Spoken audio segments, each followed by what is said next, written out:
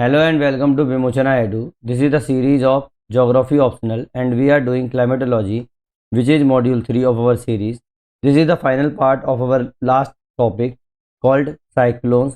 Cyclone में हमने अब तक ऑलमोस्ट सब कुछ कवर कर चुके हैं, जिसके अंदर हम लोग बेसिक्स देख चुके हैं, जिसके अंदर हम लोग tropical cyclones, temperate cyclone, anti cyclone, characteristics and everything, almost everything हम लोग कंप्लीट कर चुके हैं। अगर कोई भी क्वेश्चन आपके पास साइक्लोन से रिलेटेड आ जाता है तो आप आराम से कर दोगे। बस एक छोटी सी चीज़ जो बची हुई थी वो था एक जगह पर स्ट्रक्चर तैयार कर देना कि अगर आप लोगों को कंपैरिजन पूछ लिया गया, मान लो कंपैरिजन पूछ लिया गया इसके अंदर temperate cyclone and tropical cyclones के अंदर, अब याद रखना, तो वैसे तो हम लोग इससे डायरेक्ट कर पाएंगे अपने लास्ट के वीडियो से, बट एज अ प्रॉमिस कि मैं 100% एग्जाम बेस्ड आप लोगों की स्टडी करवाऊंगा।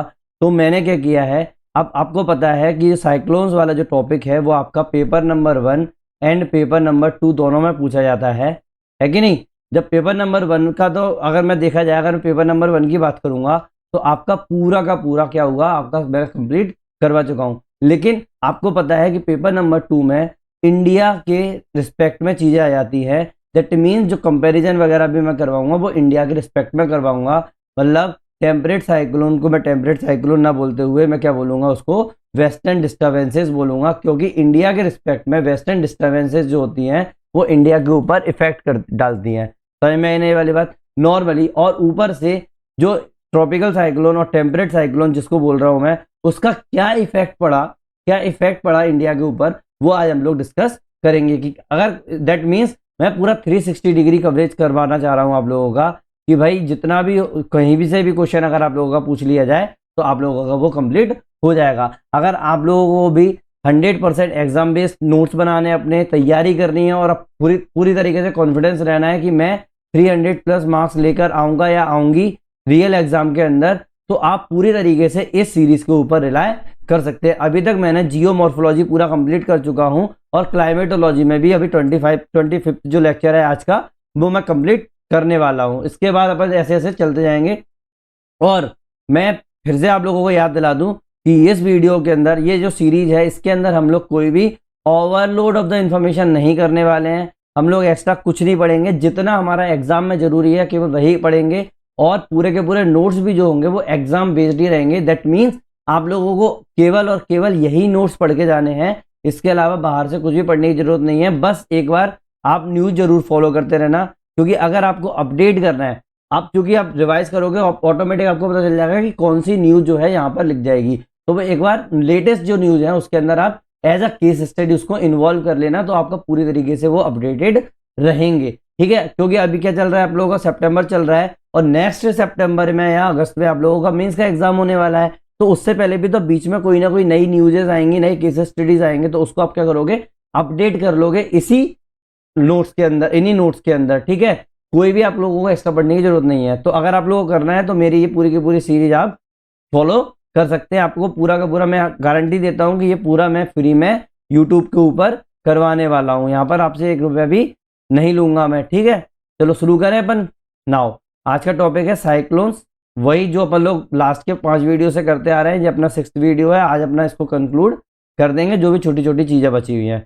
नाउ सिलेबस देख लो, अपन लोगों को पता है यही पैटर्न है, जो लोग शुरू से देखते आ रहे हैं उनको पता होगा कि सबसे पहले क्या सिलेबस देखते हैं। सिलेबस में कहाँ पर है, जो येलो वाला है वो मैं पूरा कंप्लीट करवा चुका हूँ। ये जो येलो हाईलाइटेड है वो अपन लोग कर रहे हैं। ये जो व्हाइट वाला जो दिख रहा है ना वो अभी अपन लोग आगे चल के करने वाले हैं। तो पेपर नंबर 1 के अंदर दिखा हुआ है temperate cyclone and tropical cyclone, that means it is important topic. और पेपर नंबर 2 के अंदर tropical cyclone and western disturbances के बारे में लिखा हुआ है कि नहीं है नॉर्मली। वेट, दैट मीन्स ये जो टॉपिक है वो आप लोगों का पेपर नंबर 1 और पेपर नंबर 2 दोनों के लिए बहुत ज़्यादा इंपॉर्टेंट हो जाता है। इसीलिए इसमें मैंने इतना ज़्यादा टाइम दिया है। पूरा अगर देखा जाए साइक्लोन की अपन लोगों ने नींव रखना कब से शुरू हो गया है, जब से हम लोगों ने क्या पढ़े हैं, फ्रंट्स पढ़ना चालू किए हैं। और फ्रंट से पहले भी हम लोगों ने क्या पढ़े थे, हम लोगों ने एयर मासेस पढ़े थे।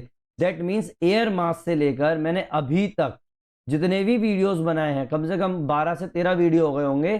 तब तक मैं इतना ज़्यादा फोकस क्यों कर रहा हूँ, क्योंकि इतने के बीच में आप लोगों के हर साल, एक साल ही नहीं हर साल में लाके कम से कम नहीं तो 30 से लेके 40 नंबर के क्वेश्चंस आप लोगों के आराम से इस पेपर के अंदर आ जाते हैं। तो क्यों हम इस पर फोकस नहीं करें? ऑब्वियस सी बात है ना, 30 से 40 मार्क्स के आप लोगों के आराम से क्वेश्चन आप आराम से करके आ सकते हो, not only in the geography optional, also in the prelims and the general studies examination. लेकिन मेरा क्या है, पूरे के पूरे जो नोट्स बन रहे हैं ना, वो पूरे के पूरे मैं क्या बनवा रहा हूँ, ज्योग्राफी ऑप्शनल बेस्ड बनवा रहा हूँ। इसमें कोई भी इंटीग्रेशन नहीं हो रहा है आपका जनरल स्टडीज का और प्रीलिम्स का। क्यों? मुझे नहीं करने आप लोगों के कोई भी मटेरियल को बहुत ज्यादा मोटा, और जब आप एग्जाम के अंदर जब आंसर लिख के आओगे तो आप लोगों के माइंड में सीधा आपका पेज याद आना चाहिए कि भाई इसमें क्या क्या लाइंस थी, कौन कौन से पॉइंट्स थे, क्या आपका स्ट्रक्चर पहले से जो बना होगा आप वो वाला बना सकते हो, है कि नहीं है? अब देखो PYQ में कितने सारे क्वेश्चन आए, 79 से लेकर अभी तक ये क्वेश्चन चलते आ रहे हैं, देखो नॉर्मली, है कि नहीं है? तो ऐसा कुछ है नहीं है कि नहीं करेंगे। इसमें देखो सबसे ज्यादा जो क्वेश्चन आ रहे हैं ना, वो आप लोगों के कंपेरिजन से रिलेटेड क्वेश्चन आ रहे हैं। देखो compare compare compare, that means हम लोगों को एक स्ट्रक्चर तैयार कर लेना चाहिए जिससे आप लोगों को कंपैरिजन का अगर कोई भी क्वेश्चन आता है तो आप बिना सोचे, कोई भी दिमाग लगाए बिना डायरेक्ट वही की वही लिख के आओ, ठीक है? तो आज मैं क्या करूंगा, इसको इस वाले लेक्चर को 2 पार्ट में डिवाइड करूंगा, मतलब एक ही वीडियो होगा जिसके अंदर में 2 वो होंगे इसके अंदर चैप्टर्स। पहले में अपन लोग बात करेंगे comparison of the tropical cyclones and the western disturbances, और दूसरा होगा impact on the Indian climate और इंडिया किस चीज का, अपना tropical cyclone and the western disturbances का। बस ये 2 चीज अपन को देखना है, बाकी का अपना पूरा सा कर चुके हैं और सब कंप्लीट हो जाएगा, कंक्लूड हो जाएगा। समझ में आई ना ये वाली बात? नाउ पहला जो अपन लोग आज कर रहे हैं वो है, स्टार्ट करें, comparative study of the tropical and the temperate cyclone. Comparative study of the tropical and the temperate cyclone, इसके बारे में अपन लोग बात करेंगे। अब टेम्परेट साइक्लोन को इंडिया में अगर बात करेंगे तो अपन लोग हमेशा वेस्टर्न डिस्टर्बेंस के रिलेटेड ही बात करेंगे, क्योंकि because of the temperate cyclones western disturbance हमारे इंडिया के अंदर आते हैं। अब आप बोलोगे अरे सर ये फिर अब वेस्टर्न डिस्टर्बेंस क्यों, और ढंग से समझाओ। भाई अपन लोग मानसून पढ़ेंगे क्योंकि मेनली जो है ये अपना रिट्रीटिंग मानसून के ऊपर ये ज्यादा इफेक्ट करता है, कभी कभी अपना मानसून ब्रेक के ऊपर भी ये इफेक्ट करता है। दैट मीन्स जो है मानसून पढ़ेंगे तो उस टाइम पे वेस्टर्न डिस्टर्बेंस के बारे में थोड़ा सा और देख लेंगे, लेकिन इतने में ही काफी होगा, जितना मैं कराऊंगा उतना ही काफी है, उसके बाद अलावा ज्यादा क्वेश्चंस पूछे नहीं गए हैं। समझ में आई नहीं वाली बात नॉर्मली? और मैं ये एक्सपेक्ट करके चल रहा हूँ कि आप लोग जनरल स्टडीज का जो स्टडी है वो पैरेलली कर रहे हैं। अगर नहीं भी कर रहे हैं तो भी मैं इतना तो लैंग्वेज मुझे इतना पता है कि इतनी सिंपल लैंग्वेज में आपको करा रहा हूँ तो आप लोगों का ये कंप्लीट हो जा रहा होगा और आपको समझ में भी आ रहा होगा। अगर नहीं आ रहा समझ में तो मुझे एक बार कमेंट सेक्शन में बता दें कि सर मुझे समझ में नहीं आ रहा, तो मैं उसको भी आप लोगों को क्लियरिफाई कर दूंगा। मैं बहुत ज्यादा एक्टिव हूँ इन चीजों में, मैं आपका तुरंत आंसर देता हूँ, ठीक है? अगर आप लोगों को ये चीज समझ में आ रही है तो प्लीज एक बार कमेंट सेक्शन में ओके कर दो और सब्सक्राइब जरूर कर देना और शेयर जरूर कर देना, जिससे आप लोगों का ये थोड़ा सा आगे बढ़ जाए। मैं अभी यूट्यूब के ऊपर नया नया हूं तो मुझे थोड़ा सा प्रमोशन चाहिए होगा, आप लोगों की सपोर्ट चाहिए होगा। हम दोनों को मिलकर आप जो दोनों सक्सेस, आप लोगों को एग्जाम क्लियर करना है और मुझे अपना यूट्यूब चैनल को भी थोड़ा सा आगे बढ़ाना है, ठीक है? नाउ चालू करें। नाउ अब वही चीज है, बेसिक वाला अपन डेफिनेशन टाइप का लिख लो। साइक्लोन्स क्या है? लार्ज स्केल एटमॉस्फेरिक डिस्टर्बेंसेस हैं ये, जो कि कैरेक्टराइज किए जाते हैं किसके द्वारा? इसमें लो प्रेशर होगा, कहां पर? सेंटर के ऊपर। स्पाइरलिंग विंड्स होंगी, ऑब्वियस सी बात है। वाइल ट्रॉपिकल साइक्लोन जो होते हैं ना वो थर्मोडायनेमिक सिस्टम से डेवलप होते हैं ओवर द वार्म ओशन। क्यों भाई? वही गर्मी वाली बात हो गई कि अगर ओशन का टेम्परेचर अगर बहुत ज्यादा होता है तो अब क्या होंगे आप लोगों के ट्रॉपिकल साइक्लोन डेवलप होंगे। जो लोग पहली बार इस वीडियो से ये वीडियो देख रहे हैं वो प्लीज पुराने वीडियो साइक्लोन्स के स्टार्टिंग में मेरे वीडियोस देख लेना, क्योंकि अब क्या है ये सिर्फ रिवीजन टाइप की चीज हो गई है। तो अब जो पुराना वीडियो मेरा देख ले, साइक्लोन 1 से स्टार्ट हुआ है वहां से आप देखना चालू करना, आप लोगों को ये आसानी से समझ में आएगा। क्योंकि अगर मैंने बार बार ये चीज बार बार रिपीट करवाई तो क्या होगा, मेरा वीडियो का लेंथ बढ़ जाएगा और आप लोगों का रिटेंशन भी कम हो जाएगा। समझ में आई ना ये वाली बात नॉर्मली? और आप लोगों के फालतू में जो नोट्स है वो भी बड़े हो जाएंगे। और मैं जानबूझ के क्या कर रहा हूँ, डेफिनेशन को हर बार करवा रहा हूँ जिससे आप लोगों को 4 या 5 डेफिनेशन ऑटोमेटिक याद हो जाए। जब एग्जाम के अंदर आओ तो डायरेक्ट लिख के आओगे बिना कुछ सोचोगे, ठीक है? Temperate cyclones are the dynamic wave system, dynamic wave system है associated with the polar front in the mid latitude. अब देखो वही चीज मैं दोबारा से अब रिपीट कर देता हूँ इस चीज को, क्योंकि मैंने बीच में क्या कर दिया था, थोड़ी सी ज्ञान झाड़ दिया था। इस चीज को समझो, साइक्लोन क्या है? लार्ज स्केल एटमॉस्फेरिक डिस्टर्बेंसेस है जिसको अपन लोग, जिसमें क्या होता है लो प्रेशर कहां पर होता है? सेंटर के अंदर होता है, और स्पाइरलिंग विंड होती है। और जो ट्रॉपिकल साइक्लोन होता है ना वो थर्मोडायनेमिक सिस्टम्स होते हैं, जो कि आपका वार्म ओशन के ऊपर डेवलप होता है, मतलब वहां पर आप लोगों का लगभग 26.5 डिग्री सेल्सियस 26.5 डिग्री सेल्सियस के आसपास आप लोगों का टेम्परेचर होता है, उससे कम नहीं होता है, उससे ज्यादा ही हो सकता है और उससे कम नहीं होगा। ठीक है, टेम्परेट साइक्लोन जो है ना वो डायनामिक वेव सिस्टम से एसोसिएटेड है। अब डायनामिक वेव सिस्टम है जिसमें आप लोगों का पोलर फ्रंट जो होता है मिड लैटिट्यूड में देखने को मिलता है। मिड लैटिट्यूड में आपको देखने को मिलता है, मैंने बताया था आप लोगों को।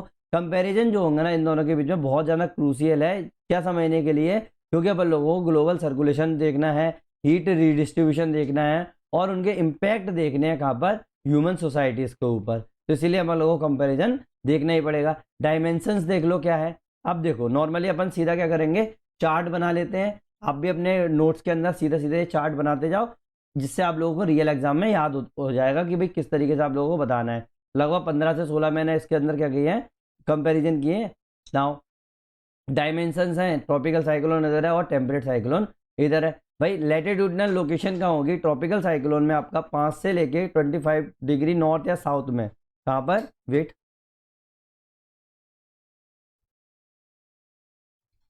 तो आप लोगों का क्या होगा, ये 5 से लेके 25 डिग्री नॉर्थ या साउथ में, कहाँ पर, वार्म ट्रॉपिकल ओशन में।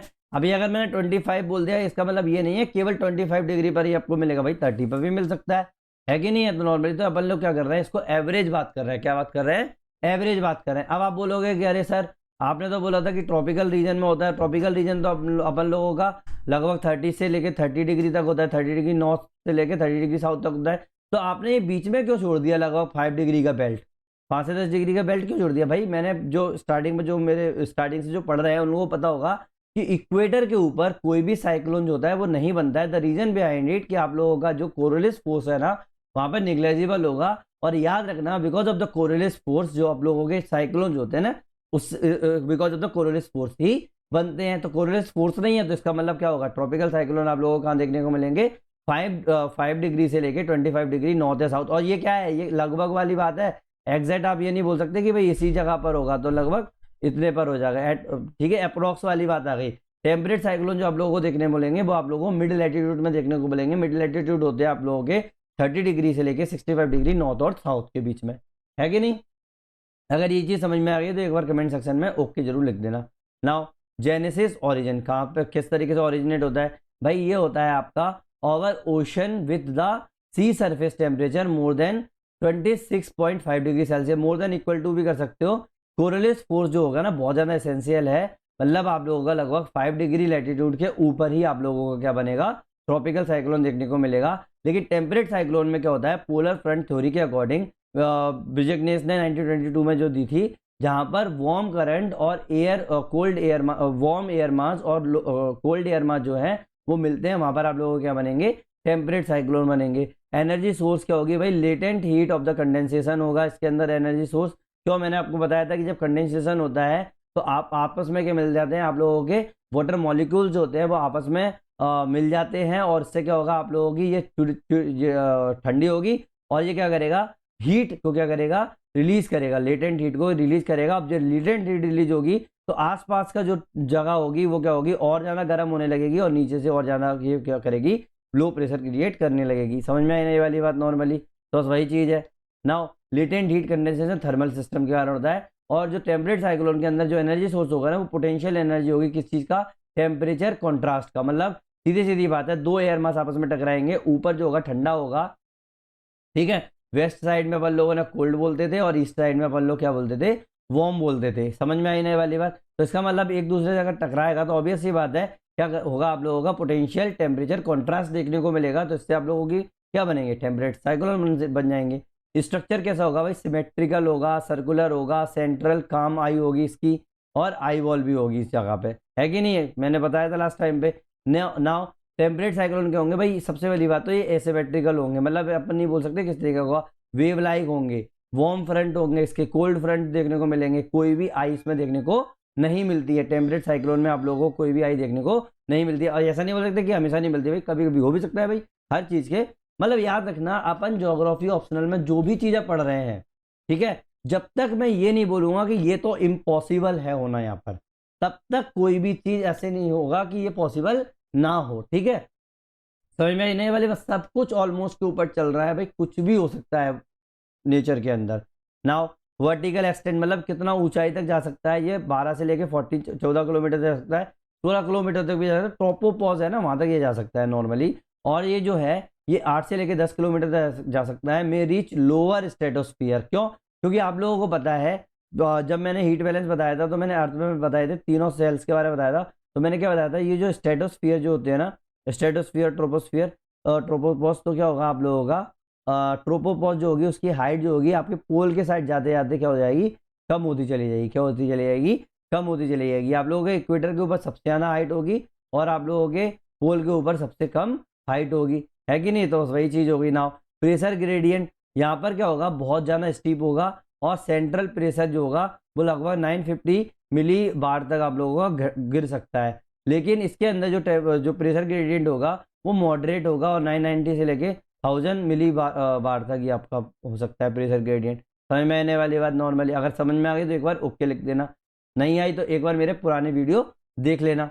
मिड वेलोसिटीज 120 से 250 किलोमीटर तक की इसकी हो सकती है velocity, wind velocity, I am sorry for that. Wind velocity जो होगी वो आप लोगों की 120 से 250 किलोमीटर पर आवर हो सकती है, मतलब बहुत ज़्यादा हो सकती है। और ये जो होती है टेम्परेट साइक्लोन के अंदर विंड वेलोसिटी 30 से लेके 100 किलोमीटर पर आवर तक हो सकती है, मतलब मॉडरेट होगी। वैसे भी बहुत ज़्यादा है लेकिन फिर भी उसके मुकाबले थोड़ा सा कम हो गया। और है मूवमेंट या ट्रैक किधर की तरफ होगी भाई, इनिशियली तो वेस्टवर्ड जाएगी, फिर क्या होगा जैसे जैसे वो पोलवर्ड की तरफ जाती जाएगी, पहले क्या होगा, इनिशियली वेस्टवर्ड जाएगी, फिर जैसे जैसे वो पोलवर्ड की तरफ जाएगी और ईस्टवर्ड की तरफ धीरे धीरे आती चली जाएगी, मतलब पोलवर्ड जाएगी और ईस्टवर्ड की तरफ रिकर्विंग होती चली जाएगी। किस चीज की? आप लोगों की ट्रॉपिकल साइक्लोन की। क्या? किस चीज की? ट्रॉपिकल साइक्लोन की। क्यों भाई? Because of the effect of the easterlies, because of the effect of the easterlies. सीधी सीधी बात है, ऑब्वियस सी बात है। तो क्या हो जाएगा, आप धीरे धीरे क्या हो जाएगा, रिकर्विंग हो जाएगी। मतलब स्टार्टिंग पे क्या हो जाएगा, वो ईस्ट से वेस्ट की तरफ जाएगा, लेकिन क्या होगा जैसे जैसे वो पोल की तरफ जाती है, अब जो नीचे जैसे पोल की तरफ बढ़ती जाएगी तो क्या हो जाएगा, ये फिर से ईस्टर्लीज होती चली जाएगी। समझ में आया ना इसकी डायरेक्शन मूवमेंट कैसे होगा? और जो ट्रॉपिकल साइक्लोन, टेम्परेट साइक्लोन जो होंगे वो वेस्ट से ईस्ट की तरफ जाएगी because of the influence of the westerlies. याद रखना ये चीज को। लाइफ स्पान देखो, अब ये देखो, अब ये चीज अपना कर्व क्यों हो रहा है, यहाँ पर कर्वेचिंग क्यों हो रही है। जब मैं मॉनसून पढ़ाऊंगा ना आप लोगों को समझ में आएगा कि भाई अगर एक बार जो आपकी ट्रॉपिक्स को अगर पार कर देती है, अगर आपकी ट्रेड विंड जो है वो ट्रॉपिक्स को अगर पार कर देती है तो वो कर्व हो जाती है कि नहीं? तो वो कर्व हो जाती है। अब अगर वो कर्व हो गई वहां पर, अगर वहां पर कर्व हो गई तो दैट मीन्स जो मेरे साइक्लोन्स आ रहे हैं उस जगह पर, तो वैसे तो वो वेस्टवर्ड जा रहे थे, फिर क्या होगा, वो एकदम से कर्व होके वो ईस्टवर्ड की तरफ मूव करने लग सकते हैं। समझ में आने वाली बात ना? लाइफ स्पान देखो, लाइफ स्पान 7 से 14 दिन तक रहता है, समटाइम्स लॉन्गर होता है, बहुत ज़्यादा भी हो सकता है, 3 से 7 दिन भी हो सकता है, शॉर्टर होता है इसका, ठीक है। वेदर एसोसिएटेड कैसे होती है भाई, इसमें टोरेंटियल रेन देखने को मिलेगी, थंडरस्टॉर्म देखने को मिलेंगे, स्टॉर्म सर्जेस देखने को मिलेंगे और कोस्टल फ्लडिंग देखने को मिलेगी। वही स्टॉर्म सर्जेस के कारण तो कोस्टल फ्लडिंग आती है ना, मैंने बताया था आप लोगों को। और आई एम सॉरी, ट्रॉपिकल साइक्लोन जो है स्टेटिक फॉर्म जो होता है, फ्रंटल रेनफॉल जो होता है वहाँ देखने को मिलता है। स्टॉर्म स्नो स्टॉर्म्स देखने को मिलती है हाई लैटिट्यूड के ऊपर। सीजनलिटी के अंदर अगर मैं बात करूंगा तो लेट समर देखने को मिलेगा। लेट समर या ऑटोमन में क्या होगा आप लोगों का, जिसको मैं क्या होगा, प्री एंड पोस्ट मानसून होगा इंडिया के अंदर। और इसके अंदर क्या होगा, टेम्परेट साइक्लोन में common in the winter and early spring होगा। स्पाइरल डिस्टर्बेंसेस की अगर मैं बात करूँ, स्पेशल मतलब कहाँ कहाँ आप लोगों को देखने को मिलता है भाई, हरिकेन देखने को मिलेंगे अटलांटिक में, टाइफून देखने को मिलेंगे वेस्ट पैसिफिक में, साइक्लोन्स देखने को मिलेंगे इंडियन ओशन में। एब्सेंट कहाँ पर होगा, यहाँ पर इक्वेटर के पास ये देखने को नहीं मिलेगा, ठीक है। टेम्परेट साइक्लोन में आप लोगों को कहाँ देखने को मिलेंगे, नॉर्थ अटलांटिक में, मेडिटेरेनियन में, नॉर्थ पैसिफिक में, western disturbances in the India, ठीक है। नाउ क्लाइमेट रोल की अगर मैं बात करूँ तो redistribute the heat, bring the rainfall to the monsoon region. Obvious सी बात है, क्या काम करता है ये भाई, एक तो हीट को डिस्ट्रीब्यूट करता है, रिडिस्ट्रीब्यूट करता है और रेनफॉल लेके आता है जब जहाँ पर आप लोगों के मानसून आते हैं वहां पर। अब जो टेम्परेट साइक्लोन है वो क्या करता है, वो भाई साहब वो आपकी हीट जो है उसको बैलेंस कर रहा है किसके बीच में, पोल और इक्वेटर के बीच में। अगर ये नहीं होगा तो पोल पर बहुत कम टेम्परेचर होगा और इक्वेटर पर बहुत ज़्यादा टेम्परेचर होगा। ये बहुत ज़्यादा क्रूसियल है agriculture in the middle altitude के अंदर। थ्योरेटिकल एक्सप्लेनेशन की अगर मैं बात करूं थ्योरेटिकल एक्सप्लेनेशन की अगर मैं बात करूं तो conditional instability of the second kind होगा, conditional instability of the second kind. Air sea interaction होगा, model air sea interaction model होगा इस जगह पर। ये चीजें मैं आप लोगों को बता चुका हूँ। Polar front theory, later jet streams and wave theories. अब याद रखना ये चीज मैं बार बार इसलिए रिपीट नहीं कर रहा हूँ क्योंकि मेरा लेक्चर जो होगा वो इंग्लिश होगा। अगर आप लोगों को देखना है तो मेरे पुराने वीडियोस आराम से देख के कर सकते हैं इस चीज को। जो लोग मेरे शुरू से फॉलो करते आ रहे हैं उन लोगों को कोई भी डिस्टर्बेंस नहीं होगा इस चीज को समझने में और कोई भी प्रॉब्लम नहीं होगी। इम्पैक्ट एंड सीवियरिटी, कितने ज्यादा सीवियर हो सकता है ये भाई। पहली बात तो जो ट्रॉपिकल साइक्लोन्स है बहुत ज्यादा डिस्ट्रक्टिव होते हैं। विंड और रेनफॉल जो होगा, स्टॉर्म सर्जेस जो होंगे देखने को मिलेंगे। एम्फान हो गया उड़ीसा में 1999 में। मॉडरेट डिस्ट्रक्शन की अगर मैं बात करूं, स्नोफॉल, हैवी रेन, ब्लिजर्ड, इनकी बात हो रहा है, ठीक है। तो बॉम्ब, ब्लिजर्ड बॉम्ब जिसको बोलते हैं, ये अपन को देखने को मिल जाता है। क्लाइमेट चेंज एस्पेक्ट की अगर मैं बात करूं तो इंटेंसिटी राइज होगी। आईपीसीसी रिपोर्ट के मुताबिक, आईपीसीसी AR6 2021 रिपोर्ट में ये बोला गया था कि इसकी इंटेंसिटी जो होगी वो इंक्रीज होती चली जाएगी। हाँ, अगर मैं बोलूं कि इसकी नंबर्स ऑफ साइक्लोन्स बढ़ सकते हैं, भाई इसकी कोई गारंटी नहीं है कि नंबर्स ऑफ साइक्लोन बढ़ेंगे कि नहीं बढ़ेंगे, लेकिन ये जरूर है कि भाई इंटेंसिटी बहुत ज्यादा बढ़ सकती है। क्यों भाई, आपका जो सी सर्फेस टेम्परेचर है वो इंक्रीज हो रहा है, ऑब्वियस सी बात है ना।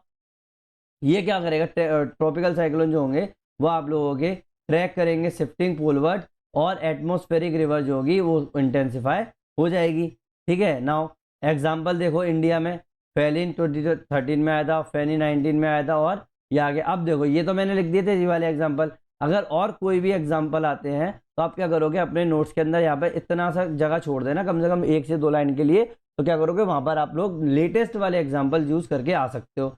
इसमें देखो, वेस्टर्न डिस्टर्बेंसेस 2015 में कश्मीर फ्लड आई थी, 2023 में हिमाचल हैवी रेन हो गया था, है कि नहीं है normally. Wait, I am sorry for the background noise, ठीक है। आज आप थोड़ा सा मैनेज कर लेना, जितनी भी अगर बैकग्राउंड में आप लोगों को नॉइस सुनाई दे रही हो तो, ठीक है। Now shape in the plane view, ठीक है। Plan view nearly circular, spiral bonds bends होंगे यहाँ पर, कोमा शेप्ड फ्रंटल सिस्टम होगा यहाँ पर, है कि नहीं। Shape in the plane view क्या हो जाएगा, ये नियरली सर्कुलर होते हैं, मतलब स्पाइरल बैंड भी देखने को मिलते हैं। और ये क्या हो जाएगा, ये कोमा शेप्ड फ्रंटल सिस्टम होता है, मतलब ये इस तरीके के बनते हैं, ऐसे, है कि नहीं। ये कैसे कैसे बनेंगे, ऐसे ऐसे ऐसे ऐसे और ऐसे बन जाएंगे, है कि नहीं। तो इसको बनते हैं कॉमा शेप टाइप के फ्रंटल सिस्टम बनते हैं, क्योंकि दो फ्रंट आपस में टकरा रहे हैं ना, दो फ्रंट आपस में मैंने बताया था आप लोगों को याद हो कि फ्रंट जब टकराते हैं तो अगर 45 डिग्री से ऊपर अगर स्लोप एंगल होगा तो आप लोगों को कोई भी साइक्लोन देखने को नहीं मिलेगा। अगर उससे नीचे कम का ही एंगल होगा तभी आप लोगों के दो साइक्लोन देखने को आप लोगों को मिलते हैं फ्रंट के ऊपर। ना टेम्परेचर कोर की अगर मैं बात करूं तो वार्म कोर सिस्टम होता है इसके अंदर, कोर का टेम्परेचर ये वार्म कोर होता है, और जो अपना टेम्परेट साइक्लोन होता है उसमें कोल्ड कोर होता है, समझ में आया ना। नाउ एयर मास इन्वॉल्व कैसे होंगे उसमें, मैरीटाइम ट्रॉपिकल एयर मास आता है इसके अंदर। अब आप बोलोगे कि अरे ये क्या है, एयर मास बताया था ना मैंने आप लोगों को, तो मैरीटाइम ट्रॉपिकल एयर मास ही होगा यहाँ पे। क्यों, क्योंकि अपना क्या होता है, वार्म ओशन के कारण आप लोगों के ये बन रहे हैं। इसके अंदर क्या होगा भाई, मैरीटाइम ट्रॉपिकल एयर मास और कॉन्टिनेंटल पोलर एयर मास या फिर आर्कटिक एयर मास, इन तीनों का कहीं ना कहीं आपस में टकराएंगे, तब आप लोगों को क्या बनेंगे, टेम्परेट साइक्लोन देखने को मिलेंगे। एसोसिएटेड फिनोमेना और क्या कर सकते हैं, storm surges, inverse barometer effect, jet stream interaction, frontal precipitation, ये आप लोगों का देखने को मिलेगा। आप लोगों को देख रहे होंगे सीधा टेम्परेट साइक्लोन और ट्रॉपिकल साइक्लोन्स की बात चल रही है। सोशो इकोनॉमिक इम्पैक्ट की अगर बात करूं तो ट्रॉपिकल साइक्लोन में क्या होगा, affect the global south, developing the coastal nation most vulnerable, ठीक है। तभी तो आप लोग देख रहा होगा कि मालदीव का इलाके में कितना ज़्यादा प्रॉब्लम आ रही है, तो ये चीज़ उसी का आंसर हो गया। अफेक्ट्स द ग्लोबल नॉर्थ, ये क्या होगा, अब ऑब्वियस ये बात है, जो ऊपर की तरफ है तो नॉर्थ में है, ये है तो साउथ में हो गया। इंफ्रास्ट्रक्चर डैमेज होता है, क्रॉप फेल्यूर होता है, स्नो हैजार्ड देखने को आप लोगों को मिलते हैं, है कि नहीं नॉर्मली। अगर ये चीज़ समझ में आ गई तो एक बार कमेंट सेक्शन में ओके लिख देना। अपन लोगों का जितने भी जो थे डिफरेंसेस थे, अपन लोग जितनी भी डायमेंशन हो सकती थी उतनी डायमेंशन अपन लोग कवर कर चुके हैं। अगर आप लोगों के माइंड में और भी चीज़ें हैं तो प्लीज़ मुझे कमेंट सेक्शन में बता देना कि सर ये भी चीज़ हो सकती है, तो अपन वो भी आगे अपन इसको जोड़ सकते हैं, और आप लोगों की पूरे जितने भी और लोग पढ़ रहे हैं उनको भी हेल्प मिल जाएगी कि भाई कुछ चीज़ बोल रहे हो तो। नाउ डायग्राम के मैं सजेशन दे देता हूँ। नॉर्मली मैंने क्या किया, डायग्राम तो मेरे माइंड में थे लेकिन अब चूंकि इतना टाइम नहीं है कि और मैं इस पर इतना अच्छा भी नहीं हूँ कि कंप्यूटर के ऊपर इतना अच्छा बना पाऊँ, तो मैंने क्या किया, चैट जीपीटी से क्या किए, डायग्राम बनवा दिए फ्यूचर वाले की, इस तरीके से बन जाएंगे। ठीक है, नॉर्मली मैं तो ये चीज़ तो मैंने अपने आप से दिमाग में रखी थी कि ये वाले डायग्राम आप लोगों को एग्जाम के अंदर बनाकर आने ही आने हैं, अगर इस तरीके के क्वेश्चन बन जाए। पहली बात, वर्ल्ड मैप बना देना, जो कि आप लोगों का साइक्लोन बेल्ट को दिखाएंगे, ट्रॉपिकल वर्सेस टेम्परेट साइक्लोन वाले में। देखो नॉर्मली मैंने क्या किया, ये वाले पे ये इक्वेटर बनाया, 5 डिग्री वाला पूरा एक बैंड लिया, बीच में कोई भी साइक्लोन आप लोगों को देखने को नहीं मिलेगा। क्यों? क्योंकि कोरोलिस फोर्स यहाँ पर निग्लेजिबल है। साथ में आप लोगों का 5 से लेकर 30 तक आप लोगों को क्या देखने को मिलते हैं, ट्रॉपिकल साइक्लोन देखने को मिलते हैं, नॉर्थ हो चाहे साउथ हो। ठीक है, ये हो गए नॉर्थ या साउथ। अब इसमें एग्जाम्पल के तौर पर hurricane, typhoon, Bay of Bengal cyclone, इस तरीके से आप डायरेक्ट एग्जाम में बना के आ सकते हो। कोई भी इतना जरूरी नहीं है कि बहुत अच्छा बनाना है, बहुत ज़्यादा सिंपल बनाओगे तो आप लोगों को बोनस मार्क्स मिलने ही मिलने हैं, क्योंकि क्लैरिटी मैटर करती है बहुत ज़्यादा भाई। आर्टिस्टिक स्किल से कोई मतलब नहीं है उसको। मैंने क्या बोला था जब मैंने स्टार्टिंग पे, जब सबसे पहले जब मैंने बोला था कि भाई ज्योग्राफी ऑप्शनल किसके लिए है, भाई ये केवल आर्ट्स के लिए भी नहीं है और केवल साइंस के लिए भी नहीं है, दोनों ही यूज कर सकते हैं। बहुत सिंपल चीजें हैं ये। ठीक है, नाउ नेक्स्ट, इसके अंदर देखो 30 से 60 के बीच में आप लोगों को टेम्परेट साइक्लोन देखने को मिलते हैं, मतलब western disturbances, Atlantic depression, Mediterranean cyclone, ये आप बना सकते हो आराम से। फिर क्रॉस सेक्शन बना सकते हो ट्रॉपिकल साइक्लोन का, जिसमें आप लोगों को आई दिख रही हो, आई बॉल दिख रही हो, रेन वेंट दिख रहा हो। ठीक है, ऐसे ही फिर टेम्परेट साइक्लोन का भी बना सकते हो। देखो ट्रॉपिकल साइक्लोन का स्ट्रक्चर ऐसे बना सकते हो, हाई क्लाउड्स देखने को मिले। अब देखो नॉर्मली आप चाहो तो ऐसे बना दो, चाहो तो ऐसे बना दो। ठीक है, ये बन गया, ये मेरा इस तरीके से बन गया, और ये मेरी कैसे जाएगी, ढोई ढोई ढोई ढोई, ऐसे बन जाएगी ना नॉर्मली। अब यहाँ पे क्या होना चाहिए मेरा, एंटी क्लॉकवाइज डायरेक्शन होनी चाहिए, तो मतलब मैं ऐसे ही बना दूंगा नॉर्मली। ठीक है, और देख लेना एंटी साइक्लोन है ये वाली डायरेक्शन, एंटी क्लॉकवाइज, याद रखना नॉर्दर्न हेमेस्फीयर के अंदर की अगर मैं बात करूँ तो। ठीक है, तो ये बन गया आप लोगों का। तो आप क्या बनाओगे, ये बन गया मेरी आई, ये बन गया आई बॉल। फिर क्या बनेगा आपका, आई वॉल पे क्या होती है आपकी मैक्सिमम विंड देखने को मिलती है। यहाँ पर रेन बेंड्स देखने को मिल गए आप लोगों को, रेन बेंड्स। ठीक है, तो ये रेन बेंड देखने को मिलेगा, ये और ये वाला इलाका ही है कि नहीं। यहाँ पे आप लोगों के कुमुलोनिम्बस क्लाउड बनते थे, तो वही डायग्राम बना कह सकते हो। आई कैसे होती है, बहुत ज़्यादा काम आई होती है। यहाँ पर आप लोगों का कोई भी क्लाउड्स देखने को नहीं मिलते हैं, लो प्रेशर होता है यहाँ पर आप लोगों का, क्लियर स्काई होता है। तो चाहो तो इस तरीके से बनाया ना नॉर्मली, देखो हाई क्लाउड्स बन गए, सर्गस क्लाउड हो गए, यहाँ पर रेन बेंड्स हो गए, आई वॉल देखने को मिली, काम आइस देखने को मिली, वार्म मॉइस्ट एयर जो होगी राइज करेगी। ठीक है, वार्म मॉइस्ट एयर जो है यहाँ पर राइज कर रही है, कंडेंसेशन होगा और लेटेंट हीट रिलीज होगी। ठीक है, तो आप लोगों को क्या बन जाएगा, ऑटोमेटिक क्या बन जाएगा, स्ट्रक्चर बन जाएगा। चाहो तो आप इस तरीके से बना के आ सकते हो, चाहो इस तरीके से बना के आ सकते हो, लेकिन ये जरूर लिखाना कि वार्म मॉइस्ट एयर जो है राइज करेगी यहाँ पर, और कंडेंसेशन होगा और लेटेंट हीट रिलीज होगी। कीवर्ड में अगर आप करोगे लेवल्स में, तो आई बना देना, बता देना कहाँ है, आई वॉल बता देना, स्पाइरल बैंड और वार्म कोर बता देना। वार्म कोर ये वाली है कि नहीं। आइस तो जो हो गई आपकी, समझ में आने वाली बात normally. Now structure of temperate cyclone, temperate cyclone में आप क्या करोगे, फ्रंट बना देना। ये हो गया आप लोगों का cold front, normally cold air आ रही है यहाँ पर कोल्ड एयर देखने को मिल गई आप लोगों को, सॉरी वेट, ये आप लोगों को क्या देखने को मिल गया, वार्म एयर आ रही है, कोल्ड एयर आ रही है, दो जब आपस में टकराएंगी, ठीक है, तो आप लोगों को क्या बनेगा, टेम्परेट साइक्लोन बनेगा। तो सीधा सीधा आप क्या करोगे, ऐसे बना देना, कोल्ड एयर मास। ठीक है, ऐसे बनाओ, तो वेट,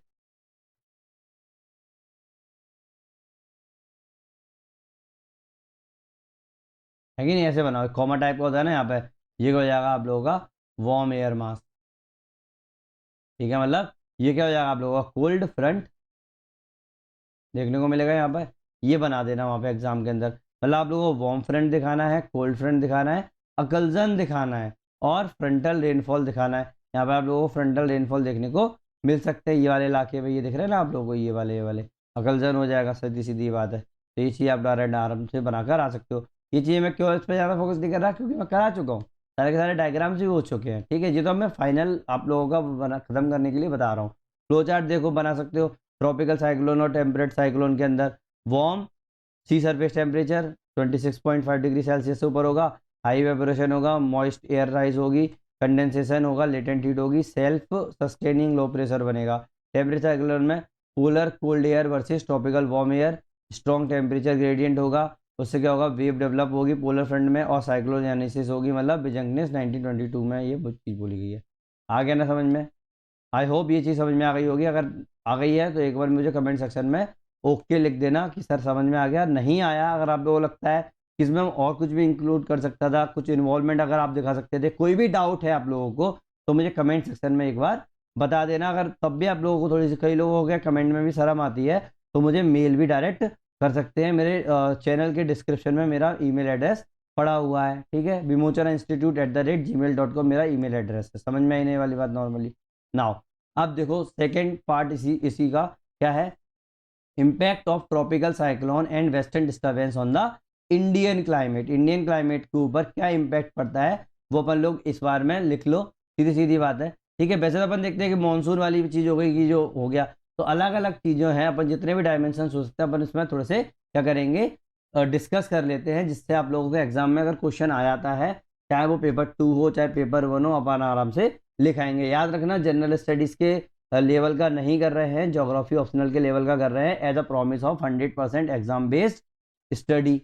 नोट्स आप लोगों के उसी बेस बनेंगे। Now India is a climate best describe as a monsoon modified tropical climate. इसको क्या बोलते हैं, अपने इंडिया के अंदर जो क्लाइमेट है वो है मॉनसून मॉडिफाइड ट्रॉपिकल क्लाइमेट। ये थ्रेवर्दा ने 1968 में बोला था। भाई हम लोग क्या करेंगे, क्लाइमेट के क्लासिफिकेशन देखेंगे ना, वेदर क्लाइमेट वगैरह के, तो अपन लोग सब चीज़ें डिस्कस करेंगे। अभी तो बस ये समझ जाओ, थ्रेवर्दा ने बोला है ये मॉनसून मॉडिफाइड ट्रॉपिकल क्लाइमेट, ठीक है, इंडिया के अंदर। भाई मॉनसून के ऊपर भी ट्रॉपिकल साइक्लोन जो होते हैं ना, इसमें ट्रॉपिकल साइक्लोन में क्या होता है, warm core synoptic system over the ocean और वेस्टर्न डिस्टर्बेंसेस, मतलब cold core extra tropical cyclones होते हैं in the westerlies, act as the seasonal correctives. ये सीजन को इफेक्ट करते हैं ना, तो सीजनल करेक्टिव्स की तरह ये एक्ट करते हैं, ट्रॉपिकल साइक्लोन और वेस्टर्न डिस्टर्बेंस दोनों ही। अब अपन वही देखेंगे क्या क्या इंपैक्ट पड़ रहा है इसका भी थोड़ी देर बाद। Both influence the rainfall, temperature, agriculture, hazard and long term climate identity. भाई पूरा का पूरा अपना रेनफॉल को भी पर भी इफेक्ट कर रहा है, टेम्परेचर पे भी, एग्रीकल्चर पर भी, और जितने भी हजार्ड्स आ रहे हैं उस पर भी, ऑब्वियस ही बात है, कॉमन सेंस है। और लॉन्ग टर्म क्लाइमेट आइडेंटिटी पर भी डिपेंड पर भी इफेक्ट कर रहा है। समझ में आने वाली बात। अब एक से देख लेते हैं, जाना नहीं है, 3 से 4 मतलब 4 से 5 अपन लोगों ने क्या किया, इम्पैक्ट डालें जो इंपॉर्टेंट बहुत ज़्यादा है। सबसे पहला ये इम्पैक्ट पड़ेगा अपना ट्रॉपिकल साइक्लोन पर। क्या इम्पैक्ट पड़ रहा है, ट्रॉपिकल साइक्लोन का क्या इम्पैक्ट पड़ रहा है इंडिया के मानसून के ऊपर, वो देख लो। रेनफॉल जो जब मैं मानसून कराऊंगा तो और डिटेल में कराऊंगा इस चीज़ को। ए, रेनफॉल डिस्ट्रीब्यूशन, रेनफॉल कितना होगा भाई, हैवी कन्वेक्टिव रेनफॉल होगा। क्यों, ऑब्वियस ही बात है, ट्रॉपिकल साइक्लोन आएगा और अपने किधर आएगा, कोस्टल एरिया की साइड आएगा, तो वो क्या लेके आएगा ट्रॉपिकल साइक्लोन, आप लोगों को क्या लेके आएगा, ह्यूमिडिटी लेके आएगा। क्यों, क्योंकि अपने वार्म ओशन के ऊपर आ रहा है, तो इसका मतलब बहुत ज़्यादा होगा, तो मतलब मेरा जो रेनफॉल होगा ना वो 200 mm पर डे से भी ऊपर हो सकता है ऑन ईस्ट कोस्ट पर। ऑब्वियस ही बात है, क्यों ईस्ट कोस्ट पर, क्यों, क्योंकि इधर आप लोगों के ज़्यादातर आ रहे हैं ना। मैंने क्या बताया था, अरेबियन सी से ज़्यादा बेस्ट वे ऑफ बंगाल में आप लोगों को देखने को मिलते हैं, तो ईस्ट कोस्ट पे आप लोगों को क्या मिलेगा, 200 mm से ऊपर आप लोगों की बारिश हो सकती है। मेमोरी अगर आप लोगों को याद रखना तो कैसे याद रखोगे, सीधा सीधा एग्जाम के अंदर भी तो बात है ना, तो 3 R याद रखना भाई। रिचार्ज करेगा एक्वाइफर्स को, रीडिस्ट्रीब्यूट करेगा मानसून वाटर को, और रीजनल फ्लड्स आएंगे इसकी वजह से। आ गया ना, 3 R समझ में आई ना, recharge, redistribute and regional floods. Recharge, redistribute and regional flood. Redistribution किस चीज़ का होगा, मानसून वाटर का होगा। एग्जाम्पल, साइक्लोन रीमल जो आया 2024 में, इसने नॉर्थ ईस्ट इंडिया में 300 mm तक रेन की और सोइंग डिस्टर्ब किया इसने। भाई उस टाइम पे फसल लगने का टाइम था, वो डिस्टर्बेंस हो गया।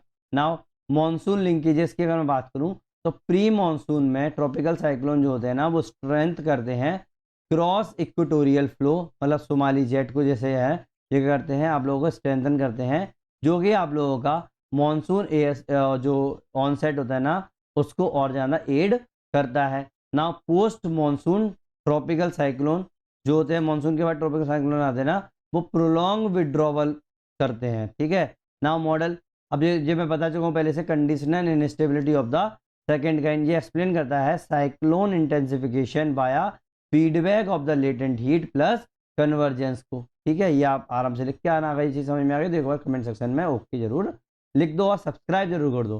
थर्मल रेगुलेशंस की अगर मैं बात करूं, cyclone act as the heat engine, बिल्कुल हीट इंजन की तरह एक्ट करते हैं। Latent heat transfer ocean land, latent heat transfer ocean क्या होगा आपकी तरफ, लैंड की तरफ होगा। रिड्यूस होगा हीट इम्बेलेंस और मॉडरेट लैंड सी थर्मल कॉन्ट्रास्ट होगा। नाउ एग्रीकल्चर और इकोनॉमी की अगर मैं बात करूं तो डबल एज होगा यहाँ पर, इरिगेशन रिचार्ज होगा वर्सेस क्रॉप डिवास्टेशन होगा। एग्जाम्पल के तौर पर साइक्लोन माइचुंग आएगा, माइचुंग आया था, आएगा क्या, I am sorry for that, पता नहीं कहाँ क्या बोल देता हूँ मैं, I am sorry for that.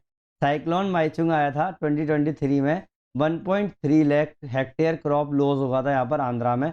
Storm surges हुआ था, abrupt rise in the sea level due to the low pressure plus wind, low pressure plus wind के कारण आप लोगों को क्या हुआ था, एब्रप्ट चेंज देखने को मिला।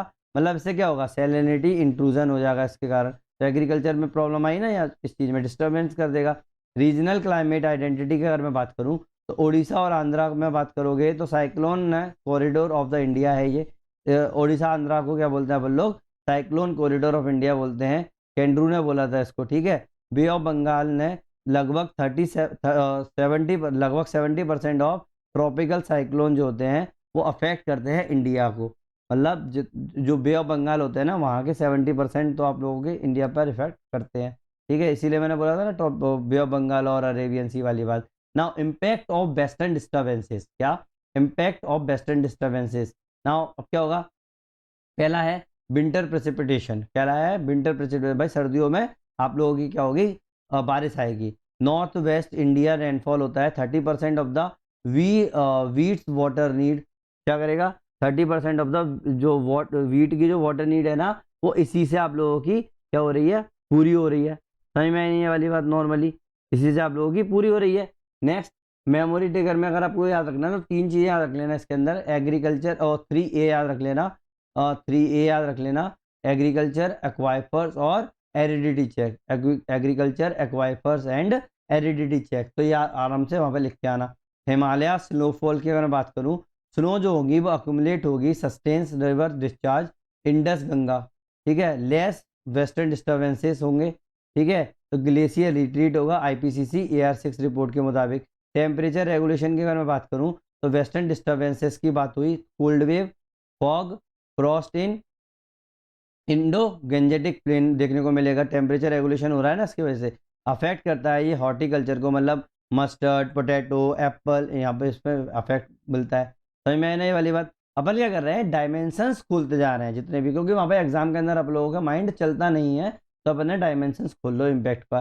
Synoptic interaction with the monsoon, भाई western disturbances plus monsoon trough जो होता है ना, उससे क्या होगा आप लोगों का एक्सट्रीम रेनफॉल सिनर्जी देखने को मिलेगी। एग्जाम्पल के तौर पर हिमाचल फ्लड जो आती है 2023 में, ये क्या होगा 300 के ऊपर डेथ हुई थी due to the western disturbances and monsoon overlap के कारण।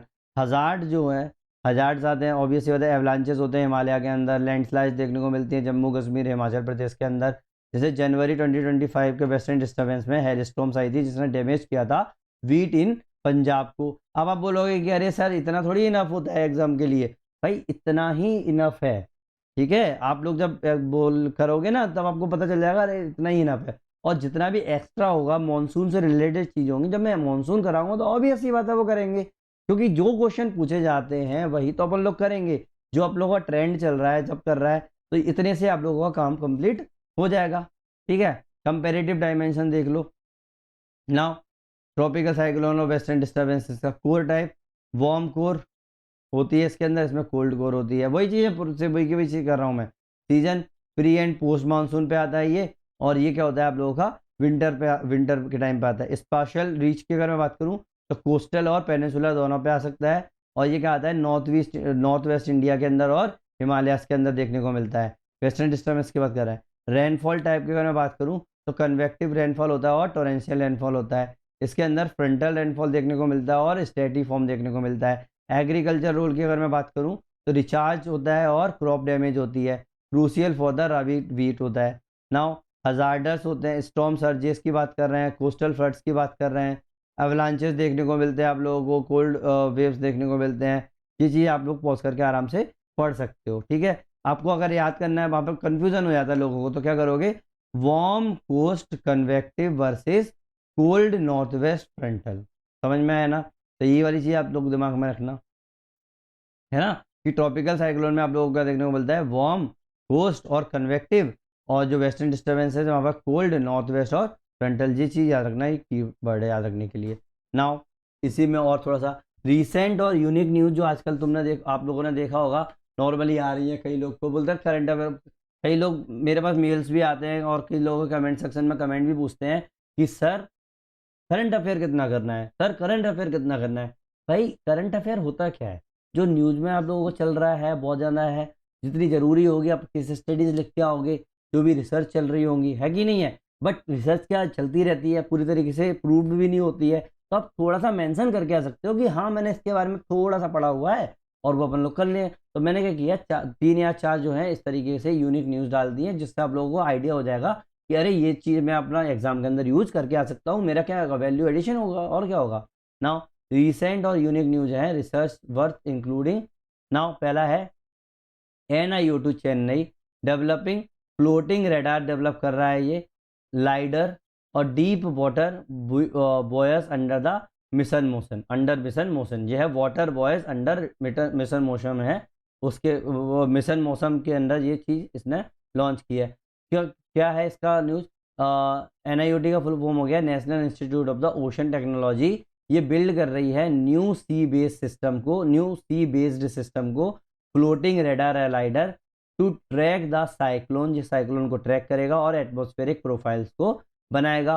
बॉयस जो है ये प्रोफाइल कर सकता है up to 2000 metre deep, unlike earlier only the surface measurement. अभी इससे पहले क्या था, अपन लोग सरफेस पर ही मेजर कर पाते थे। जो वॉइस है ना वो आप लोगों का लगभग 2 किलोमीटर डीप तक आप लोगों का मेजरमेंट कर सकता है। ये हेल्प करेगा अंडरस्टैंड करने में ओशन हीट कांस्टेंट को, which is key to the rapid intensification of the cyclone. अपन लोगों को जब पता चल जाएगा टेम्परेचर इतना है, तो अपन लोग पता चल जाएगा कितना इंटेंसिटी हो सकती है, ऑब्वियस सी बात है।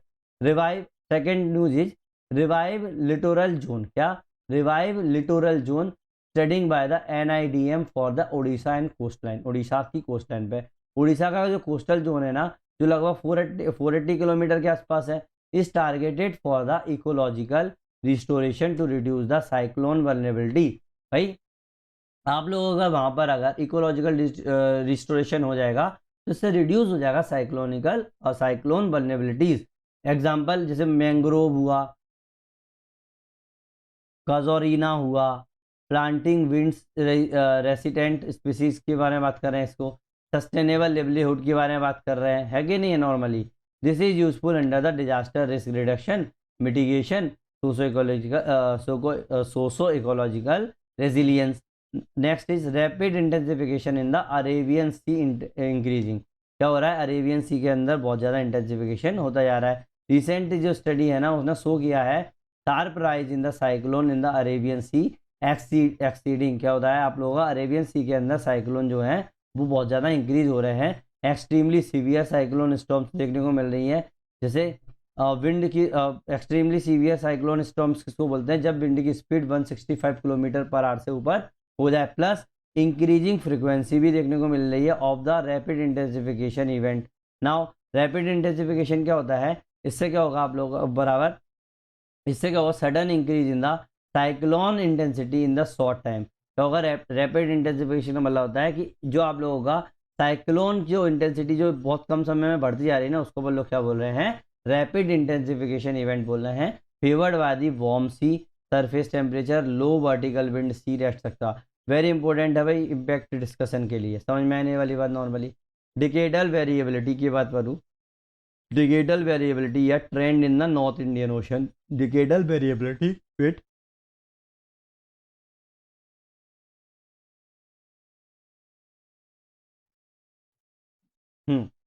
Because of the technical difficulty बहुत ज़्यादा हैंग हो रहा था, पता नहीं क्यों। कहाँ पर थे अपन लोग, हाँ, डिकेडल वेरिएबिलिटी ट्रेंड इन नॉर्थ इंडियन ओशन के अंदर क्या चला है, अरेबियन सी और बे ऑफ बंगाल के अंदर। एक पेपर ने शो किया ट्रेंड कहाँ से कहाँ तक, 1991 से लेकर 2001 तक, 2002 से लेकर 2011 तक, 2012 से लेकर 2021 तक। किसमें, सी सरफेस टेम्परेचर के ऊपर और वोटिसिटी के ऊपर, विंड शेयर के ऊपर, मॉइस्चर के ऊपर। इसने बताया affecting cyclone genesis intensification specially in the post monsoon season में यह बहुत ज़्यादा इफेक्ट कर रहा है। की पॉइंट अगर याद रखना है तो अरेबियन सी जो है शो कर रहा है upward trend in the number and intensity of the very severe cyclonic storm in the recent decade. Role of the Indian ocean dipole. अब इंडियन ओशन डाइपोल क्या होता है मैं आप लोगों को सब बताऊंगा, मानसून आने दो सब बताऊंगा अभी तो, ठीक है। सी सरफेस टेम्परेचर और एनोमलीज के बारे में बात कर रहे हैं। तो इसमें क्या हुआ, modulating cyclone genesis in the western north Pacific and by the teleconnections perhaps Indian behavior. Example, in 2023 strong positive Indian ocean dipole record the SSTs El Nino, but cyclone genesis was unexpectedly low due to the combined interactions। ठीक है,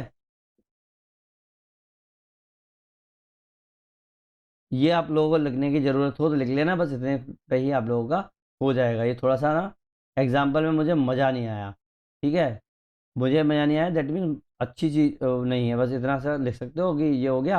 और जो example जो अगर 2025 में अगर आप लोगों को देखने को मिल जाए ना तो वो आप लोग लिख देना, ठीक है। कभी कभी वो अपन जब पीपीटी बनाते हैं तो उस टाइम पे थोड़ा सा उस टाइम पे लगता है कि बहुत इंपॉर्टेंट है, ये मेरे को थोड़ा सा इंपॉर्टेंट नहीं फील हो रहा है।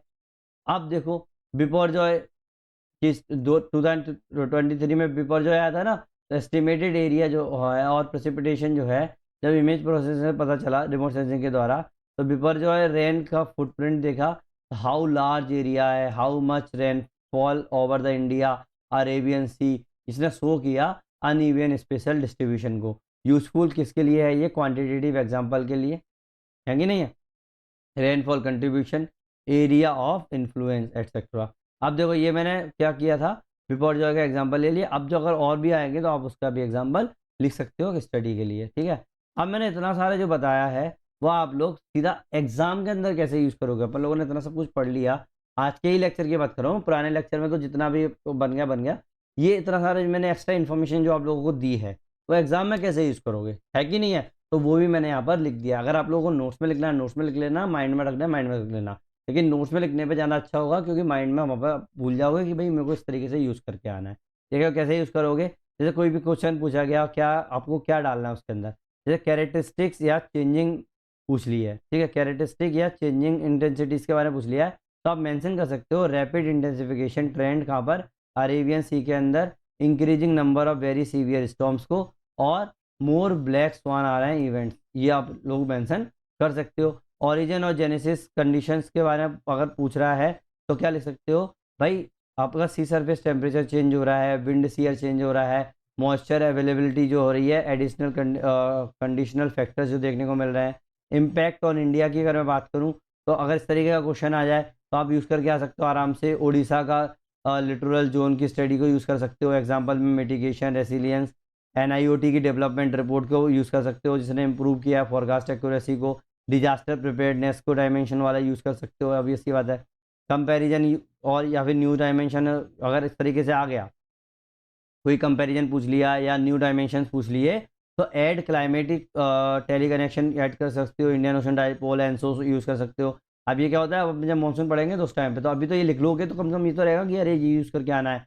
Altering the cyclone behaviour also include the remote sensing, machine learning in the measurement and the prediction, before जो है प्रेसिपिटेशन एरिया स्टडीज, है कि नहीं है, आराम से यूज़ करके आ सकते हो। अब देखो पूरा का पूरा जो है मेरा इंडिया में जो मॉनसून का सॉरी इसका जो इफेक्ट पड़ रहा है वो कैसे अपन कंक्लूड कर सकते हैं कि इंडिया का जो क्लाइमेट है वो केवल और केवल एक्सप्लेन नहीं किया जा सकता मानसून के द्वारा, अकेला अपना मानसून के द्वारा एक्सप्लेन नहीं किया जा सकता। It is a dynamic equilibrium shaped, क्या it is India's climate can not be explain solely by the monsoon, it is a dynamic equilibrium shaped by the tropical and the extra tropical synoptic system. Cyclone plus western disturbances जो होंगे वो आप लोगों का rainfall security, agriculture booster और hazard risk को लेकर आते हैं। अंडर क्लाइमेट चेंज की अगर मैं बात करूं तो आईपीसीसी रिपोर्ट AR6 2021 के मुताबिक इनकी फ्रिक्वेंसी, इंटेंसिटी और इंट्रैक्शन जो है ना विथ मॉनसून आर शिफ्ट हो रहे हैं, demanding the adaptive climatology plus disaster preparedness, ये आपके अडेप्टिव क्लाइमेटोलॉजी और डिजास्टर प्रिपेयर्डनेस को डिमांड कर रहा है। अब होमवर्क क्या है भाई, जो मैंने आप लोगों को बताया ना, ट्राई करो उसके ऊपर फ्लो चार्ट बनाओ, मैप डायग्राम बनाओ, ठीक है, इस टॉपिक के ऊपर, और इनमें से कोई भी एक जो है क्वेश्चन को आप सॉल्व करो। भाई आंसर राइटिंग बहुत जरूरी है, समझ में आने वाली बात। नॉर्मली अगर ये चीज़ समझ में आ गई है, अभी तक जितना भी मैंने पढ़ाया है आप आज के वीडियो में और पूरी सीरीज जिस तरीके चली है, और आप लोगों को अच्छा लग रहा है तो प्लीज़ एक बार कमेंट सेक्शन में ओके लिख दें, या फिर मुझे सजेशंस दें कि आप लोगों को और क्या इसमें इंक्लूड करवाना है, ठीक है। जो भी आप लोगों को डाउट्स हो वो आप आराम से मेरे को बोल सकते हो।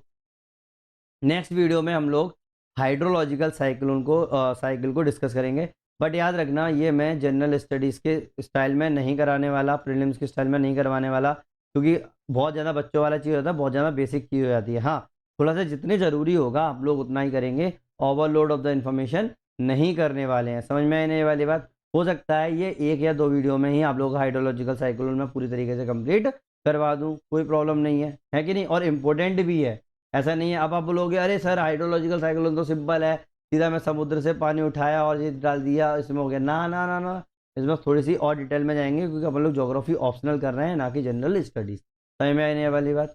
अगर आप लोगों को लगता है कि 1% भी मैंने आप लोगों की स्टडी में हेल्प की है तो लाइक करो, शेयर करो, सब्सक्राइब करो। आप लोगों के सपोर्ट से ही ये जो है सीरीज जो है वो आगे बढ़ेगी। अगर आप लोग ने सब्सक्राइब नहीं किया, मुझे ग्रोथ नहीं दी, तो हो सकता है ये सीरीज मुझे बीच में रोकना पड़े। और फ्री में आप लोगों को इतना अच्छा मटेरियल मैं गारंटी लेता हूँ, अब ना आपको किसी भी यूट्यूब पर देखने को मिलेगा और ना ही किसी कोचिंग इंस्टीट्यूट के अंदर। थैंक यू वेरी मच, मिलते हैं नेक्स्ट वीडियो में।